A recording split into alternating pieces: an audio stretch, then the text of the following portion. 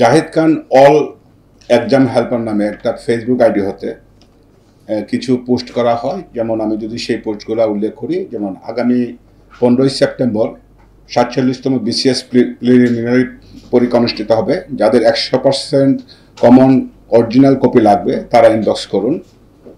এটিও নিয়োগ পরীক্ষায় কারো হেল্প লাগলে ইনবক্স করুন।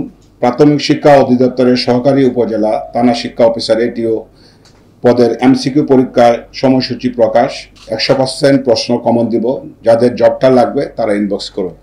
এইরকম কিছু ফেসবুক পোস্ট পিএসসির দৃষ্টিগোচর হলে বিষয়টি আমাদের ঊর্ধ্বতন কর্তৃপক্ষকে অবহিত করার পর আমরা নির্দেশিত হয়ে এই ফেসবুক আইডিগুলো আমরা মনিটর করতে থাকি এবং মনিটর করাকালীন সময়ে একজন আসামিকে আমরা গ্রেপ্তার করি এবং তার মোবাইল ফোনে এই ফেসবুক আইডি এবং তার যে বিজ্ঞাপনগুলো যে প্রচার করেছে সে সংক্রান্ত আমরা তথ্য উপাত্ত পাই এবং তাকে আমরা আমাদের হেফাজতে নিয়ে আসি।